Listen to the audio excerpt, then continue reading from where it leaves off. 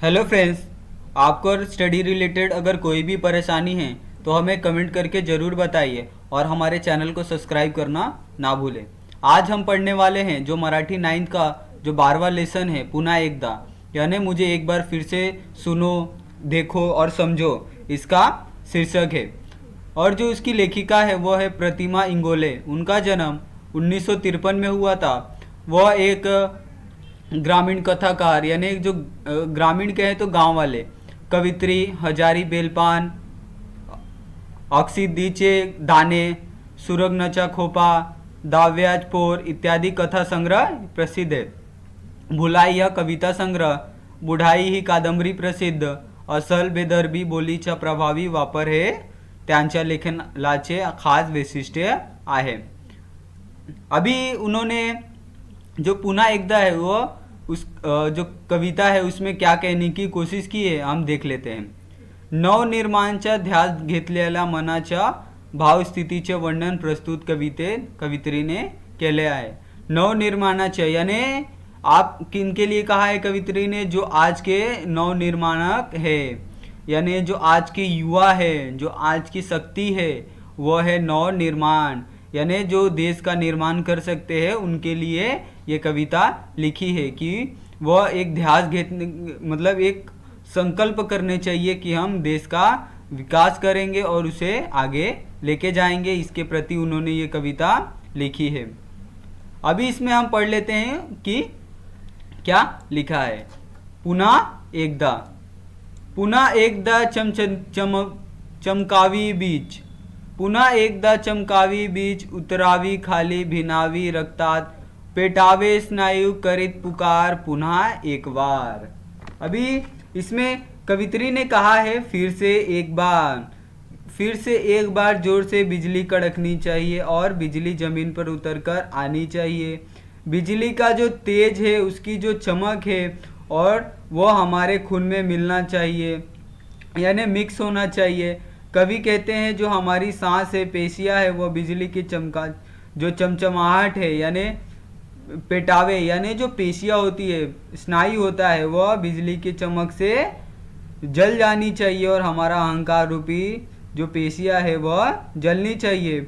इसमें अभी इसमें जो इसके जो सरल मीनिंग है वो हमने आपको बता दिया, परंतु जो कवित्री है वह किसके लिए कहती है? नव निर्माण के यानी जो देश के युवा है उनके प्रति किस तरह इसको हम भावार्थ कर सकते हैं। उनका कहना है कि जिस प्रकार जल पानी में मिलता है, एक पुकार के साथ, आवाज़ के साथ जल जाना चाहिए। फिर भी हम यह कहें कि इसमें जो भी पोएट ने कहा है वो हमारे देश के स्वतंत्रता के बाद जिस प्रकार आज की समाज में बुराइयां हैं वह किस प्रकार से नष्ट हो, इसके बारे में इसके माध्यम से बताना चाहते हैं। यानी इसके माध्यम से कवि क्या बताना चाहते हैं कि जो आजकल जो आज़ादी के इतने सालों बाद भी जो हमारे समाज में बुराइयां है, बहुत सी चीज़ों के प्रति जो लोगों के मन में अलग अलग भावनाएं हैं, गलत वह किस प्रकार से नष्ट हो जाए और आदमी किस तरह से एकदम सच्चा और अच्छा हो जाए,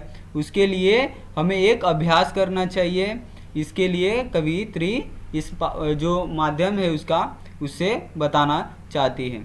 आगे है पुन्हा एकदा, वापस हो कहती है, पुन्हा एकदा घातील पिंगा पावसाच्या सरी, वाव्यात बेभान कोसळ्यात खाली, मातीत व्यावी एक पुसून टाकीत भेदाभेद पुन्हा एक वेळ।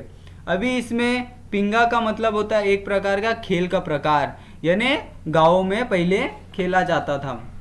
अभी इसमें क्या कहा है जो कवित्री है वो कहती है, इस पंक्ति के माध्यम से कवित्री है जो बताना चाहती है कि फिर एक बार जब बारिश की बूंदें धरती पर पड़ती है, यानी पुन्हा एकदा पावसाचे सरी वहव्यात, जब पानी की बूंदें धरती पर पड़ती है तो चारों तरफ खुशियाँ ही खुशियाँ होती है, लोग डांस करते हैं, पिंगा करते हैं, यानी जो बारिश की बूंदें हैं उसे देखकर लोग पिंगा करते हैं, यानी गांव में लोग खुशियाँ मनाते हैं, डांस करते हैं। इनका मतलब ये है जो एक प्रकार का डांस का फॉर्म होता है। आगे इसमें कहा है कि बारिश इस प्रकार से होनी चाहिए, उसकी बूंदे मिट्टी पर सभी जगह इस प्रकार से पड़नी चाहिए कि मिट्टी से किसी प्रकार का अंतर ना हो, यानी जो पूरी मिट्टी है वह कोसुड्याच्या खाली यानी पूरी तरह से मिल जाए, मिक्स हो जाए, उसमें किसी तरह का भेद दिखाई ना दे। चारों तरफ जो इधर मिट्टी सूखी है इधर गिल्ली है, इस तरह का भेद दिखाई ना दे, इतनी बारिश होनी चाहिए। इसमें भेद का अर्थ है किसी प्रकार का जो इंसान का जो जीवन होता है उसमें किसी तरह का पानी और मिट्टी के तरह उसमें किसी तरह का भेद नहीं होना चाहिए। जिस तरह धर्म को लेकर, जाति को लेकर, इसके आधार पर किसी प्रकार का भेद नहीं होना चाहिए। उसी प्रकार जिस प्रकार मिट्टी और बारिश के पानी में समानता होती है, इसमें कोई अंतर नहीं होता है। बारिश सबको समाप्त करके सब कुछ घुला मिला देती है। उसी प्रकार तुम भी मेरी इस पे कृपा करो कि जो हमारे अंदर जो एक प्रकार का भेद है वो भी समाप्त हो जाए और वापस एक बार ऐसा हो जाए, ऐसा जो पोएट है वो चाहती है कि पुनः एकदा सब, मतलब फिर से एक बार सब ठीक हो जाए, ऐसा वो कवित्री चाहती है।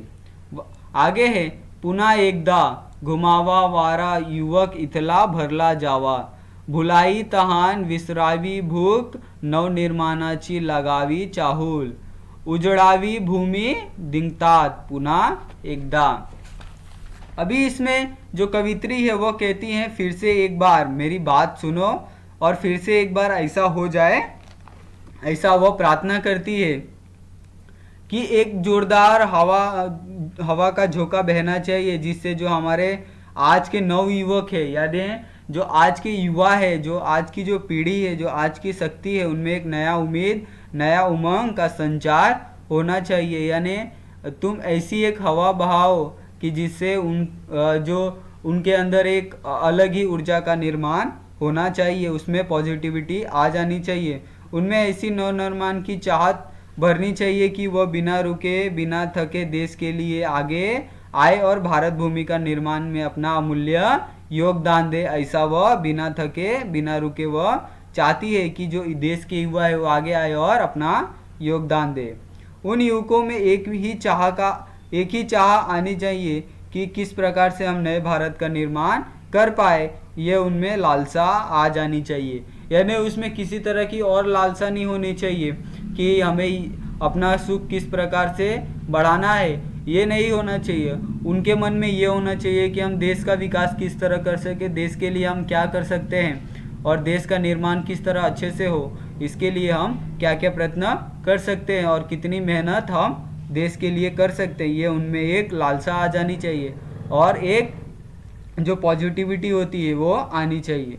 और बहुत ही अनंत काल तक, अधिक समय तक इसी प्रकार की भावना उनमें होनी चाहिए। और ये जो भावना है एक पॉजिटिविटी की, वह बहुत ही उजड़ावी भूमि दिंगतात, यानी एकदम अनंत काल तक होना चाहिए। ऐसा पोएट एक बार वापस हो जाने के लिए प्रार्थना करते हैं कि जो हमारा भूमि है, जो हमारे देश के नवयुवक है, उनमें एक अलग तरह की भावना होनी चाहिए, वह देश के लिए कार्य करने चाहिए, न कि अपनी सुख सुविधा के लिए। ऐसा वह पोएट कवित्री चाहती है। अगर आपको ये कविता अच्छी लगी हो तो हमारे चैनल पे सब्सक्राइब करना ना भूलिए और हमें कमेंट करके ज़रूर अपने जो प्रश्न है, आपको जो भी परेशानियाँ हो बताना ना भूलें। धन्यवाद।